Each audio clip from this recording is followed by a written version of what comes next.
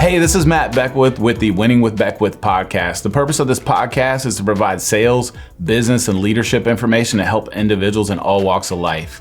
Each episode is unique, and we will bring some of the top leaders and business owners to the podcast to share what they have learned and are learning, as well as myself. So thank you for tuning in.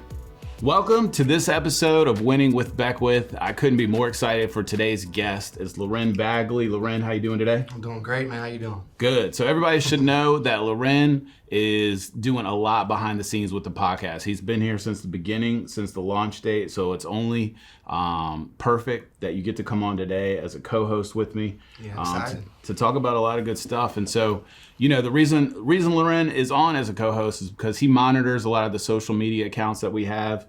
And he's seen a lot of questions from you guys as viewers, as listeners that have been submitted through social media and through other avenues. Sorry, if I could say avenues right, it would be great. So we're going to have Loren on today, but I wanted to kind of talk a little bit about Loren other than the fact that you work here, help me out with the podcast. So why don't you tell us one thing that maybe nobody knows about you, other than Rachel, your wife? Yeah, so one thing is that I'm a little bit of an artist. An artist? Yeah, I won a competition in second grade. I was a young artist. I was not expecting that. What did you win it for? What was it? I just wrote like a story. Nice. Yeah, it was like a little kid's book, and I won Nice. a Young Authors Award. It was pretty cool. So you're author and an artist. Yeah. Okay. Yeah, I had no idea. So I do know that Loren is a freakishly good athlete. Basketball, also played soccer, and can still jump out of the gym because he's still young. Yeah. Those days are long gone for me, but Loren still got it. And so, anyways, so happy to have you on. You're finally in front of the cameras, in front of the mics after being behind the scenes. And so, yeah, we're just going to turn it over to you, and we'll start with some questions that some of the viewers had, and I'll do my best to try to answer them. Sounds good. Yeah, I mean, they had some great questions, so. Yeah, we'll see what they come up with. Yeah, so we'll start with the first one. What does your sales process look like?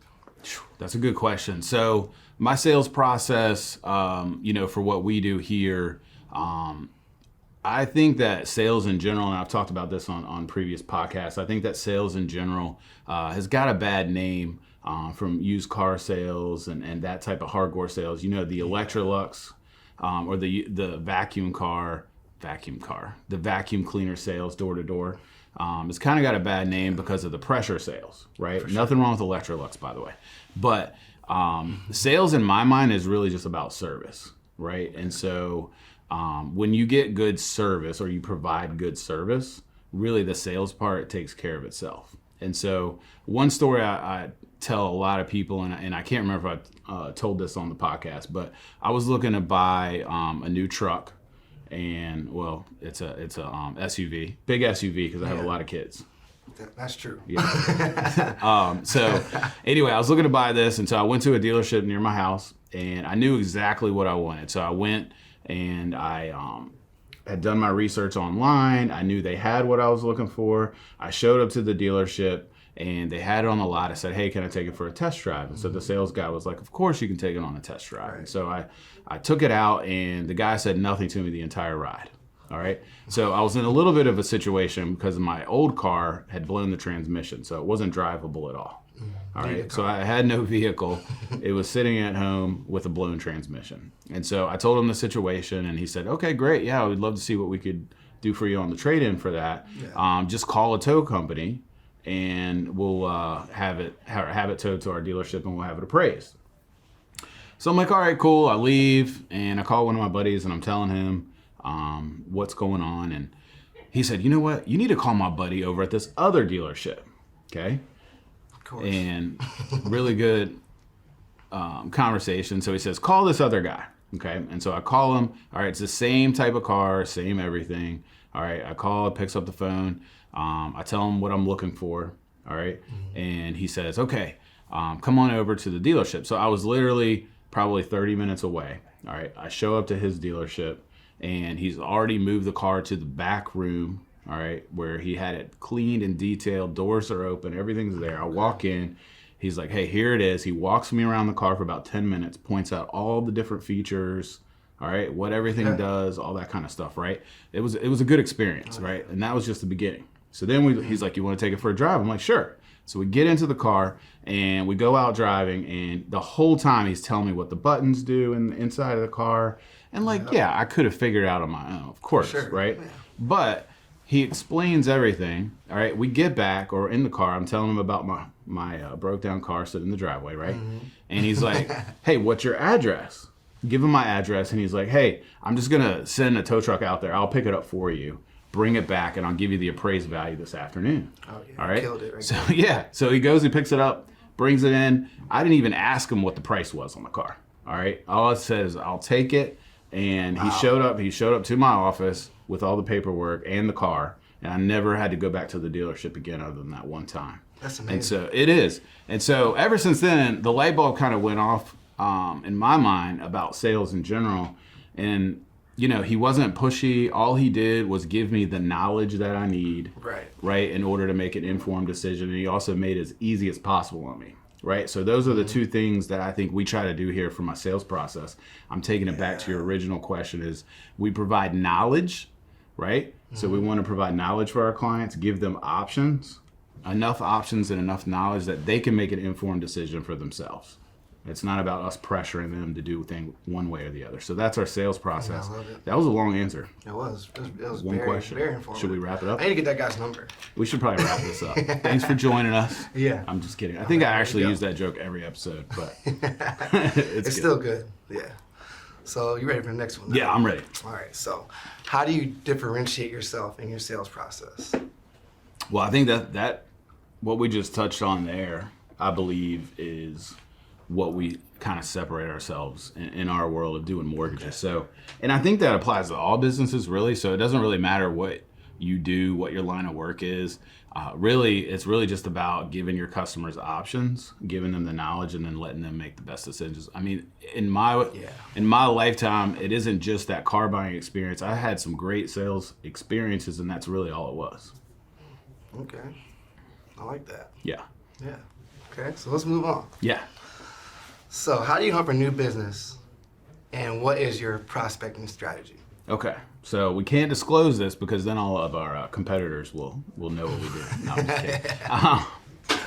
No, that's a really good question. I think as the business has grown over the years, it's a different way of approaching and looking for new business. So in my world, in our world, the way we get business is we market towards real estate agents. And so real estate agents typically in our world, in the sales process, they have customers that want to buy houses. So when you go buy a house, right, typically the first person you call is a real estate agent, right? Yeah. Usually, yeah. So the real estate agent is then kind of the quarterback in the transaction is the way I look at it, right? They're going to control where they throw the ball, who they hand it off to, right?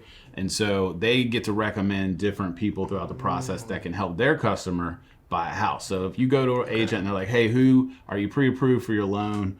Or are you paying cash? You're like, no, I'm getting a loan, which most people do. And they're like, okay, well, who's your lender? And a lot of times people haven't gone to that step yet.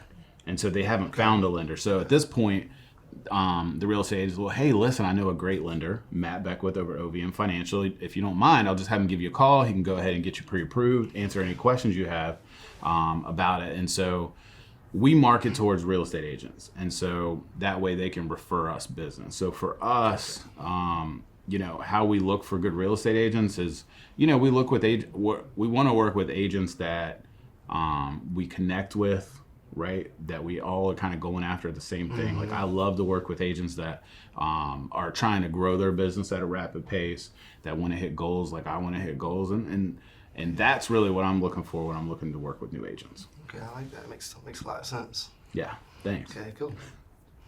What else you got? Anything? Yeah, we got some pretty good questions coming up after that. So, with everything going into remote, got this question: how have you stayed motivated in a remote world? Yeah, I think at first it was really a big shock, and so before the COVID lockdowns, I was really a big proponent of doing most of our sales interactions face to face. And so when we had a client that found a house and they were ratified on a contract, at that point, We have to go over all their numbers. We have to get their documents, usually if we don't have everything. And so before, the policy on our team was that they would come in face-to-face and we would meet with them here in the office.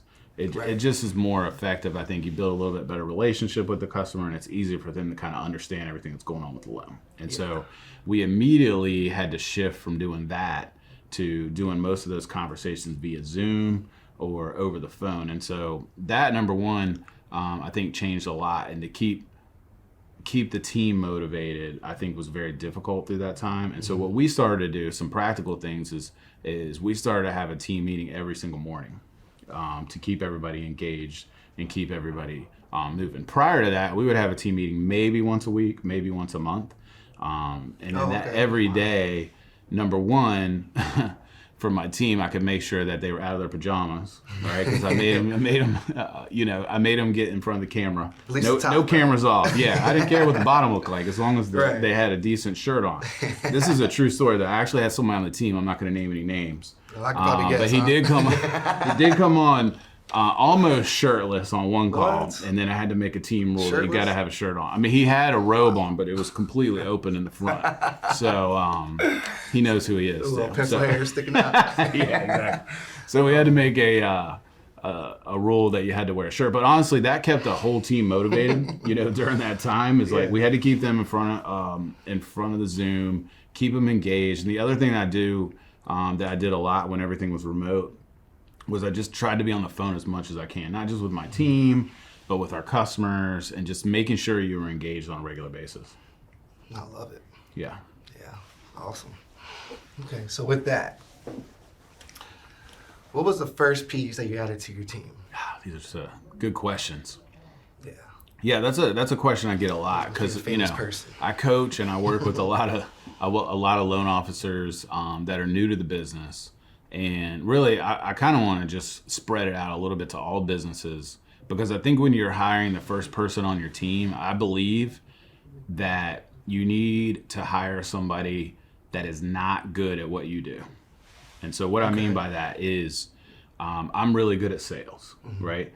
But I am not good at paperwork, right? And it took me a long time to grow into the organization level that I'm at today. Prior to that, I was a mess. I'm just going to admit it, right? I flew by the seat of my pants a lot. And so over the years, obviously, I've gotten a lot more organized, but that wasn't my strength at the beginning. And so as a business owner, you have to sit back and you have to evaluate, well, hey, where am I the weakest that I need support in, right?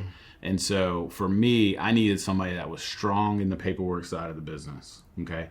If you are an electrician and maybe you're horrible at billing your customers, well, hey, that's the first place you need to start. You need somebody to sit in your office and make sure that you collect your money, right? That's the most important part about your business, is getting that money. So you can do all the jobs and handle all the stuff, right? But if you don't collect your money, that's a problem, right? So you got to look back at your business and say, hey, where am I the weakest? Am I missing phone calls? Am I not calling people back on time? Like, you have to take an honest assessment of where you need the most help at that time.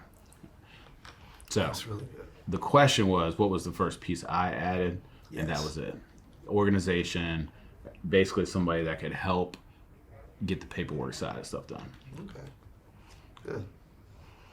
All right. And then how do you add value to your customers in your industry specifically? Man, I wish I would have looked at these questions before. Man, me too. Yeah, no, that's a good question. So adding value to our customers in the mortgage industry, I really think, and I believe what separates us from the competitors. And so from the mortgage perspective, the competitors right now generally are online lenders, right? Is a competitor, and then some local credit unions and banks. And so when we look at that, how do we separate ourselves from them? And so I believe that what we've established here on our team and at OVM is really that customized personal service, right? So you're not talking to a computer. There's a lot of internet companies that once you kind of submit all your information, everything's done online. There's no real conversations happening. If you want to learn about something, you research it, you Google it, and you try to figure it out yourself. And trust me, Google has some great answers because I use it a lot. But it's not everything, and it doesn't necessarily give you a custom outlook on your situation. And so having a representative that is just responsible to make sure your loan goes through on time is what separates us. And so in our business, when you buy a house, you may have 30 days to close, right? You may have 20 days to close. You may have longer, but there's a ticking time bomb on that contract, and it has to be closed on time. So you need somebody on your side that's going to walk you through that, because you got enough to worry about. So you may be packing boxes, you may be getting your kids transferred to different schools, whatever the case is, you got a lot going on. And so the loan part of it should be easy, and that's what separates us. I love that. Okay. We could probably cut that for a commercial for OVM right there. As long as I'm part of it. Oh, you'll be in it. I mean, can't get you out.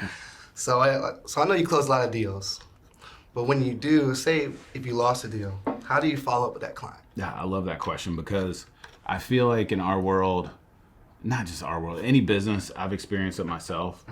People get so offended if you decide not to do business with them, right? Yeah, and I know for me, like I've worked with real estate agents over the years, and they decided, hey, that Matt's team or Matt wasn't a good fit for me, and they went and they may work with a different lender now, right? Or a customer may come in and be like, you know what, I don't want to work with you guys for whatever the reason is. And so I think the first step is to let go of that offense, right? And so for me, when I lose a deal or I lose a client, I'm simply like, okay, I understand, but I'm here if you need me. If anything goes wrong, I'm here. And I can't tell you how many times that's paid off, because guess what happens? It came back. It came back. Wow. Not every time, right? Yeah. But, and I don't have any percentages to attach to it, but sometimes they do come back. And if you went the opposite way and maybe you yell at them, hung up on them, cussed them out, something like that, do you think they're ever coming back? Yeah, probably not. No, they're not coming back. So I always leave the door open, just in case it does go bad. If they switch to a different lender, at least they're still going to come back to us. Right. That's good. Okay. So when you have a lot of clients, right? So, like more than you can handle. That happens in my business a lot. Yeah. What systems or processes do you put in place for that? Yeah. So that goes back to the organization, and having one master way of tracking everything. Okay. And so for you, I know you do, the personal training and stuff like that on the side. We can plug your business here in a second. I'm into it at the beginning, but that when you have an influx of requests for your services, you have to be able to keep track of that to make sure the follow up is. So I know for us, we started using a CRM probably about 7 or 8 years ago. That just you have to keep track of everybody. It has follow ups in there, but basically everybody that we've talked to filters in there, and so we know what stage they're in as far as the loan process. So for somebody like you that owns a business like that, you want to know where they're at in the sales process, right? And so there's a lot of different systems you could use for that, online CRMs, no matter what business you're in, right? The other thing for some business owners, you might just need to hire somebody to help you with that, because and I'm not specifically talking about your business, but that might be true.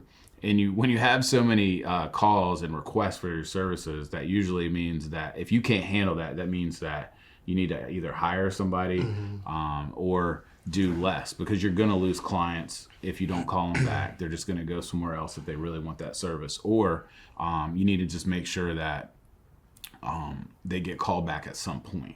And so having an organization system or hiring somebody, that may be what needs to happen in that situation. Yeah, that's big time, especially that do less part, because sometimes you feel like you got to do more and it kind of makes you not there. Yeah. So. Exactly. Yeah, I want to avoid that. For sure. This is another question I really like. Would you rather hire or promote? Yeah, that's a great question. I am huge on promoting. Okay. Very rarely do I like to bring somebody in from the outside.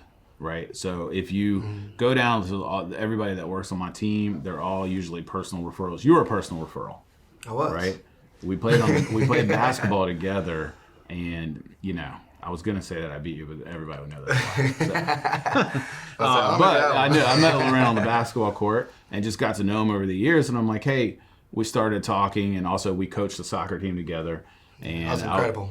That was a good time. Every minute. And so we through our relationship, I was like, hey, here's an opportunity that I have here at OVM. I'd love for you to, come and try if it works for you in your life. And so that's really how I always hire. And I try to take the team that I have and just figure out what goals they have. Not everybody wants to be promoted, right? But the ones that do want to move up in the different opportunities and different positions, I think as a business owner, you have to give them those opportunities, because the very ambitious ones, they're going to figure out how to do it. So you might as well have them do it with you versus leaving you and going to a different company that does the same things you do. Yeah. So I'm huge on the promoting piece. Wow, I love that. That's good. Yeah, I was at the shipyard before I came here. So. Yeah, it's a big difference in jobs. It's a huge difference. I'm so glad I'm here. Thank you. The shipyard's a good job. I say it's just not meant for everybody. But it is a good career. But any type of job like that, when you're there, you either love it or you don't, right? And so, no, we're glad to have you. Yeah. Thank you. I appreciate that.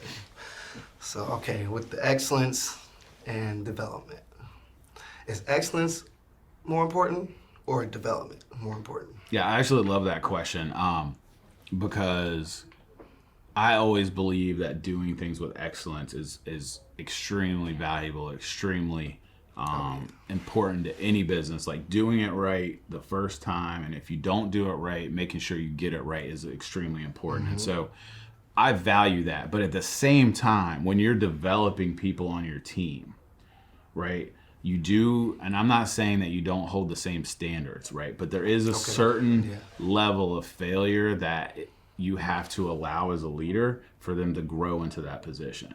So what you have to decide as the leader or the owner of the business is, what will you allow?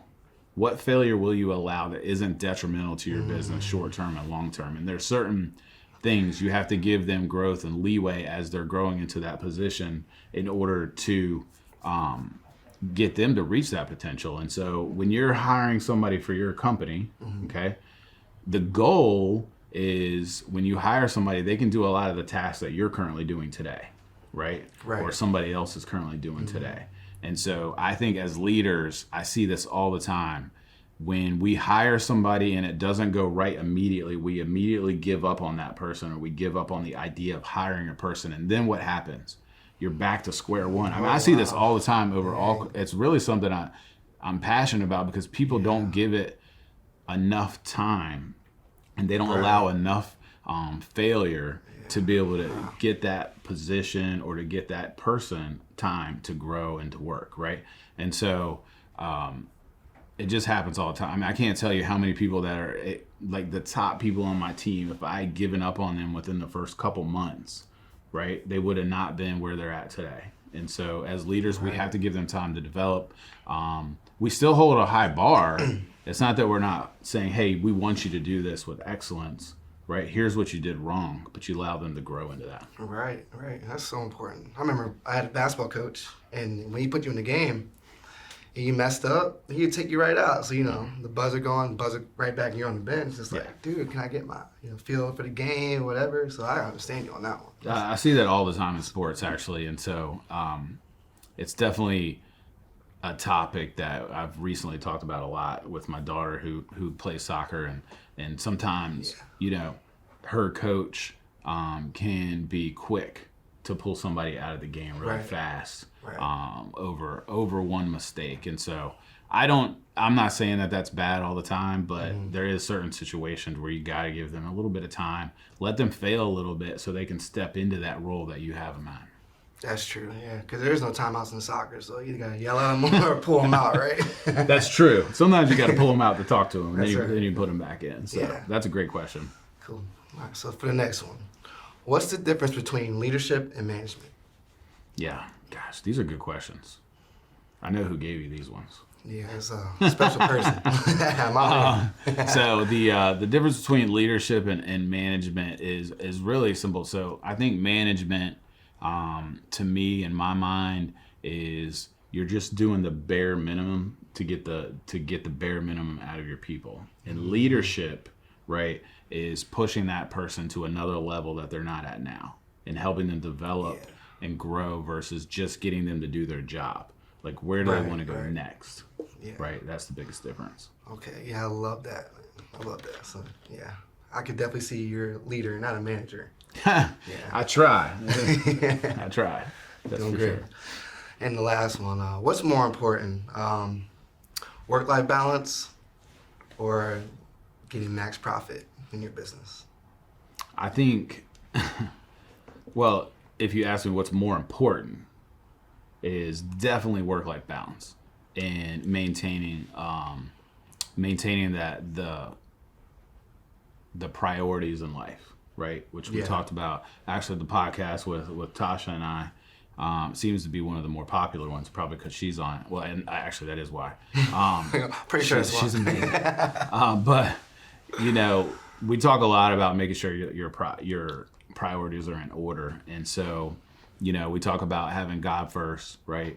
Then your marriage, right? And then you have your kids, physical health, which I think is important, and then you kind of get to everything else, which includes work. And I think a lot of times in the United States of America and other parts of the world, we've gotten so focused on elevating our jobs as our identity. And so when something goes wrong with that job, right, then all of a sudden we can tumble out of control and turn to different things. Maybe it's alcohol, maybe it's drugs, maybe it's some other type of addiction, because we're trying to deal with the failure of something that we put so high in our life, when we shouldn't be elevating it that high. Now, I do think you can have work-life balance and maximize your profits. I actually believe they go hand in hand, because when you have work-life balance and you put all your priorities in the right order, the profits and the business always takes care of itself. And I've witnessed that myself. Once I got my priorities in order, because then you do have time to really think clearly. You're not distracted. You're not constantly, in the work, that you're able to kind of think long term, and you're able to put plans together that you wouldn't necessarily have had time to do, if you were constantly in front of the computer doing the job, right? For sure. Right. Plus, if you spend time with your spouse, I know mine and a lot of my friends, they're usually smarter than me anyway, or smarter than us, right? So if I don't spend time with her, then I won't get any fresh ideas from her, who definitely helps me. But that's just a side note. I'm hoping she watches this, and I just got a couple points. So. She's a very intelligent woman. Yes, she is. But yeah, so is that all the questions you have? That's all the questions that I have right now. I got some more coming for you. So, well, that's okay, and I think it's great. There was one on here that I just looked at, but you didn't ask. I just want to see what's on here. Yeah, skip it over. Did you want to skip that one? That one? Oh, yeah, that's a huge one. I don't know. Maybe I wanted to save that one for last. Yeah. Exactly. Yeah. So, on this question, what are the boundaries when it comes to spouse involvement in your business? Is there a balance with that, or like? Yeah, I think you actually wanted to ask me that. I did. Because we talked about this before. I skipped over that one. What are the boundaries? I don't think there is any boundaries. I think if you're you're married and your spouse, I think there is whatever information your spouse wants to know about your business, you share, and whatever you want to talk about and get off your chest, you give it to them. Right? There's really no boundaries within that. Okay. As far as the involvement piece goes, it really just depends on what else they got going on, right? I would love it if Tasha could be up here more, but we have 4 daughters, and we got a lot going on with school and sports and church and everything else that we got. Sports they play. Yeah, Man. so we don't really have a lot of time, or she doesn't have the time, to spend necessarily in the office. But she is a huge. I tried to talk about it on the podcast, but she does so much behind the scenes to help me with the business, at OVM and the other things that we're involved in, that you can't really put a time restraint on that. We just try to balance it out the best we can and keep a healthy marriage. Okay, I love it. I love it. Yeah, implement that in mine. Yeah. Rachel was definitely interested in that question. So. Oh, that's good. That's good. Rachel's Loren's wife. She's amazing too. So, well, that's good. Well, we're wrapping up this episode. Loren, thank you for coming on. You absolutely killed it. There's one problem now. What's that? I don't know if you guys noticed yet, but he outdressed me again. He's got a nice button-up shirt. Not again, but this happened on a previous podcast. So I got to start sending out memos, although you knew I'd probably have a Patagonia on. So it's all right. It's all right. It's nothing. It's better to look better. That doesn't make sense. It's always good to look good than worse. So, That's true. Anyway, so thank you for tuning in today. Again, we really appreciate all the feedback. Any questions you have, message us, send us a message on social media, comment, please share this with your friends. We're hoping that this is helping you out, helping you guys grow your business. So thanks for tuning in.